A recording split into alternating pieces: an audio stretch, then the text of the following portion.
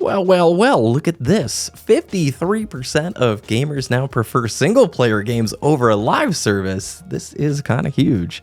A survey came out from Medea, revealing that a lot of players are starting to really shift focus back to single-player games. And I think it's a big deal because, man, have publishers just yelled at us the last 5, 6, 7 years about, oh, people don't want these games anymore. We just want live service, drip-fed FOMO, right?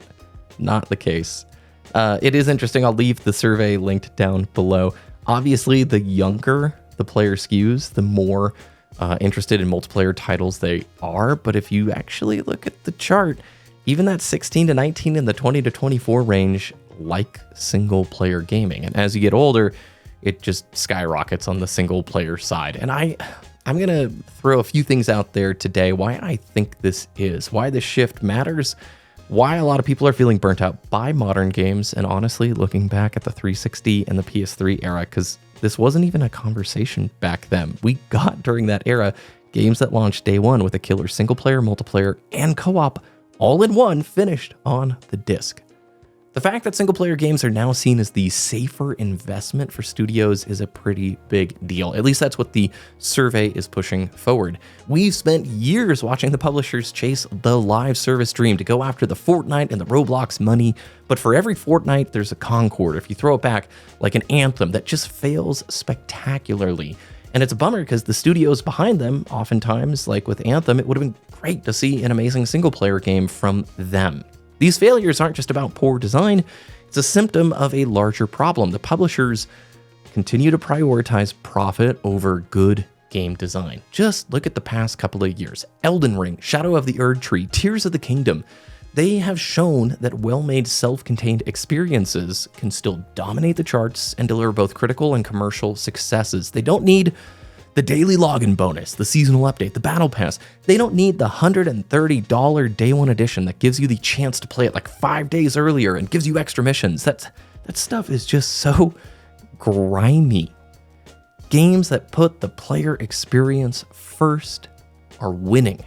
Maybe not financially as much as some of the larger live service games, but I think we are finally seeing the shift. And to understand where we're at right now, I think we should look back at a time when games offered everything in one package. During the 360 and the PS3 era, we got games like Halo 3 and Gears of War 3 that had it all. Amazing single-player campaigns, engaging co-op modes, and robust multiplayer experiences. You had Theater, and you had Forge. You didn't have to wait 18 months for the live service roadmap to finally deliver the game mode that should have been there on day one. Like, I think back to Halo 3. I played that single-player campaign a dozen times over, sometimes online with friends, a little iffy on that input lag, but playing couch co-op, that was incredible, both online, and I remember beating it on Legendary with my roommate in college. And then the multiplayer, my gosh, that's why I still make YouTube videos. I'm chasing the feeling I had playing Halo 2 and Halo 3 split screen online with a friend. The game didn't demand that you log in every day to keep up. It was done when it launched, and the community thrived because the game was good, not because of an endless sea of FOMO drip content drops that were just designed to not only keep you grinding for engagement stats, but to keep you opening your wallet. And it's a horse that's just been dragged over and over again, but we gotta bring it up. Today's landscape, so many of these games are half finished at launch. They completely rely on updates to fix issues or to add in basic content that should have been there from day one. The publishers moved away from offering complete experiences. They yelled at us and told us, oh, you only want multiplayer. You don't want single player. That doesn't work anymore. Meanwhile, the studios and publishers who made memorable games, the ones that put the player experience forward, are crushing it. Again, if you make a really killer live service game, it can be a huge cash cow, so it makes sense why all the suits high up at the publishers continue to chase this, but they can't ignore surveys and the shifting sentiment. If you want to make a killer multiplayer game, it needs to be a great experience. Maybe then numbers will shift back. When was the last time you played a live service game and felt like you were playing it because you genuinely enjoyed it, not because you felt obligated to, because of all the little tricks they pull, the daily challenges, the battle pass? This fear of missing out they put a lot of effort into. They hire very smart people to build all these sub-economies and subsystems to keep you coming back. But you know what? Players get tired. They get tired of the grind, tired of being pushed to spend money on the cosmetics or the season pass, and tired of games that feel like they're just designed to keep them engaged forever. I think this is why single-player games are making more of a comeback. They respect your time. If it's not a good single-player game, you don't end up buying it. You can play at your own pace, enjoy the story, and when you're done, you can put it down, walk away satisfied. You could trade it in. You could give it to a friend. There's no pressure to keep coming back for the next event or content drop unless you really want to. So why is the survey stating that now it's considered the safer bet for the studio to pursue single player?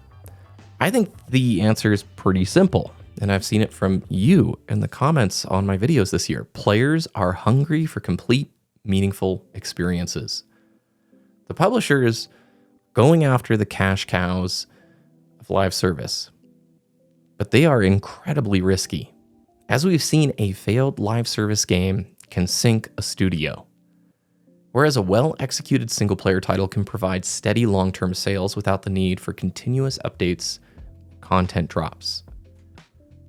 Elden Ring just has blown me away, but I started playing back during Dark Souls 1, and watching that series continue to deliver an experience that players want to iterate on such a successful and fun thing that always delivers a ton of value to you, the player.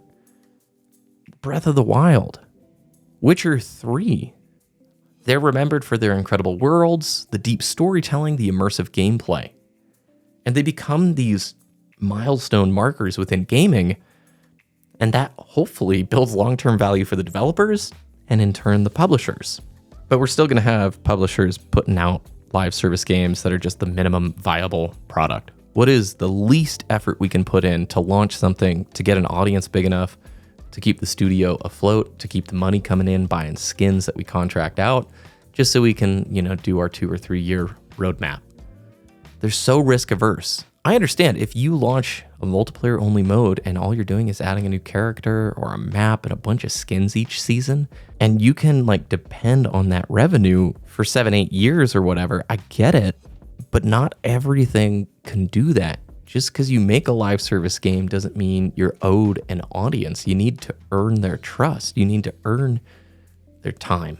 If the industry wants to avoid burning out the players, it needs to rethink its priorities. And the indie scene and the AA scene, they are pushing out a ton of great stuff right now. If you are willing to step away from the AAA monotony, there's so many cool games, and we cover a bunch of that on the channel here. The obsession with live service has led to a flood of games that prioritize engagement metrics over quality. Gamers are starting to push back. They want experiences that are complete, that respect their time, and that offer more than just a constant grind for the next unlock. And there is a path forward for publishers. Focus on making great games. Whether it's a deep single-player experience or a game that successfully blends single-player, co-op, and multiplayer modes like the classics from the 360 and PS3 era, the goal should always be to create something that players want to play, not something they feel forced to play, so you can read engagement stats at your next quarterly earnings call to your investors. It's kind of funny to hear that single-player gaming is now the safer bet. So the next time you feel burnt out from the endless stream of all these modern live service games, maybe it's time to take a step back, find something that brings you joy. Whether it's a retro classic or a new single-player adventure or a great multiplayer game, they do exist. Remember, gaming should always be about fun, not about keeping up with the grind. Thanks for listening. Hope you have a great rest of your day, and I will see you again on Wednesday.